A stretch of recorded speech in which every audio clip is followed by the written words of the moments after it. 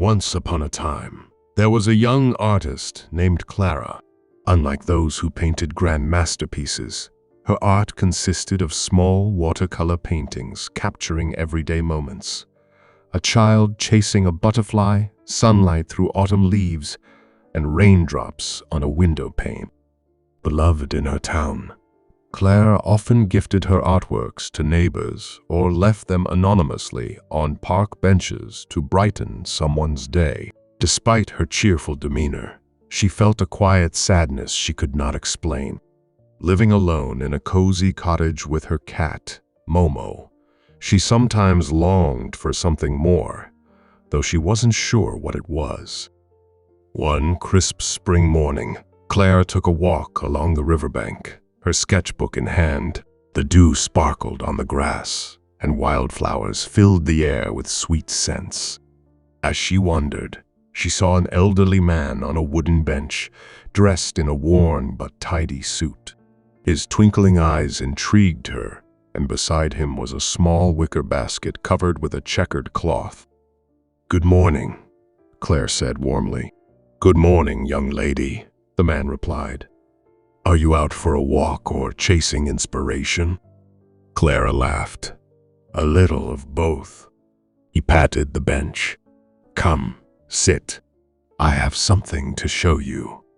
Clara hesitated but felt a strange trust in him. She sat down as he revealed a basket filled with colorful jars. "What are these?" she asked, intrigued. "Moments of happiness," he grinned. Clara raised an eyebrow. "Moments of happiness?" "Exactly," he said. "Each jar contains a moment someone shared with me, tiny, ordinary things that brought them joy. Would you like to see it?" Clara nodded, and the man handed her a jar. She held it up to the light and saw a faint, shimmering glow inside. When she opened it, a memory played in her mind as vividly as if she were experiencing it herself. It was a scene of a little boy laughing as he jumped into a pile of autumn leaves, the sound of his giggles mingling with the rustling leaves. Clara could feel the crisp air and the pure, unfiltered joy of that moment. "It's beautiful," she whispered. The man smiled. "Happiness is often found in the simplest of things. Most people are too busy looking for grand gestures or life-changing events to notice." Over the next hour, Clara opened several jars, each containing a different moment of happiness. A grandmother baking cookies with her grandchildren, a young couple sharing an umbrella in the rain, and a dog wagging its tail as its owner returned home.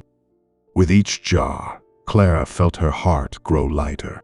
She realized that she had been so focused on seeking the elusive more in her life that she had forgotten to cherish the little moments that made her days special. As she prepared to leave, the man handed her a jar that was empty. "This one is for you," he said. "Is this for me?" Clara asked, puzzled. "Yes," he replied with a twinkle in his eye. "Fill it with your own moments of happiness, and when it's full, share it with someone else."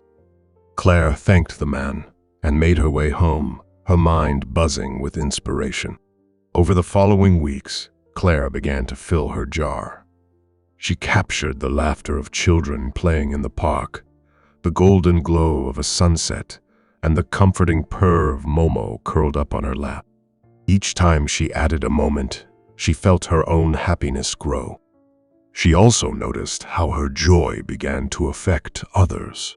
Her neighbors smiled more, strangers stopped to compliment her paintings, and the little town seemed to radiate warmth. One day, Claire returned to the riverbank, hoping to find the old man and thank him. But the bench was empty, and there was no sign of him. Instead, she left her jar there, filled to the brim with moments of happiness for someone else to discover. Years passed, but Clara never forgot the man or his jars. She continued to collect and share moments of happiness, and soon others in the town began to do the same. The practice spread, creating a ripple effect of kindness and joy. Clara's little town became known as the Town of Smiles, a place where visitors came not to see grand sights, but to experience the simple, profound happiness of everyday life. And Clara? She no longer wondered what more she needed. She had found it in the little things, in the quiet beauty of a life well lived and shared. Sometimes, happiness isn't about chasing something extraordinary.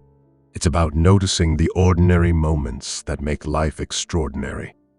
After all, the little things are never really little at all. We would love to hear your thoughts in the comments. Don't forget to like and subscribe for more content like this.